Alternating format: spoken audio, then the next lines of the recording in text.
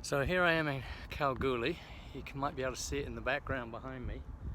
Kalgoorlie and Boulder. This is where one of the biggest gold rushes in Australia's history, or maybe the world, was. And then behind me over here, all the little mines in the 1800s were bought up in the 1980s and made into one big gold mining company. And you can see the pit behind me here, and I'll show you a video of that later. Huge open pit mines. I think it's the largest open pit gold mine in the southern hemisphere. And it must be pretty close to one of the biggest in the world. They got huge trucks that look like little ants when you look down there. But we're certainly in the middle of nowhere. We're about 7 hours east of Perth, out in the outback. It's about 38 degrees at the moment. 39 degrees I think is 100 Fahrenheit, and it's going to get up to 40, so about 105 degrees Fahrenheit today. But the thing is, it's dry. It's actually not so bad. It's not like Raleigh where it's hot and humid. 95 degrees and humid in Raleigh feels worse than this.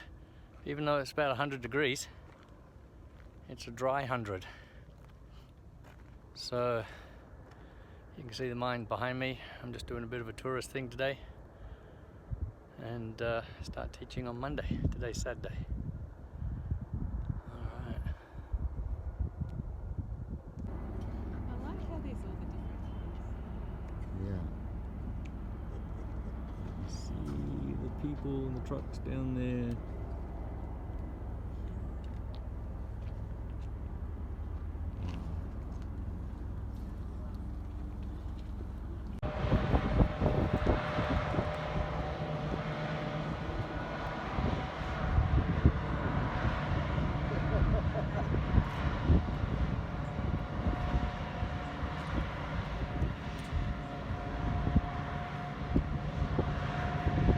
It's a bit noisy, isn't it? Yeah, you want to wear your earmuffs. Cabin maybe is soundproof. Total right of way. I'm a priority 3, which means that I have to give way to everything.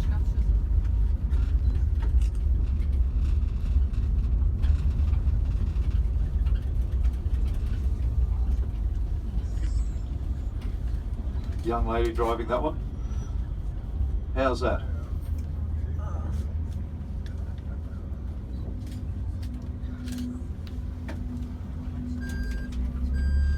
Sorry, did I just...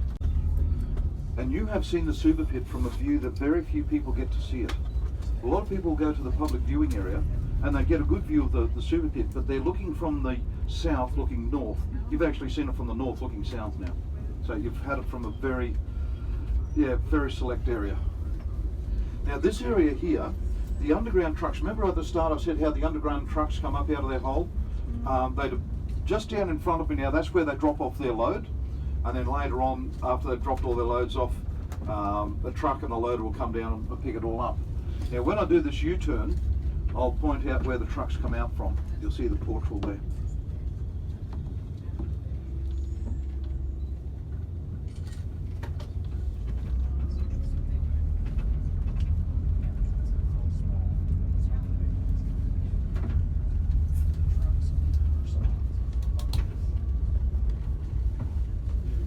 So at about 9 o'clock on the left hand side, if you look down there about 200 metres, you'll see the tunnel, the opening to the tunnel. It's called a portal. It's just in my view now, so I'll have to just creep forward very gently. People down the back, can you see that yet? Yeah, so there's the portal. Now that is called the sand.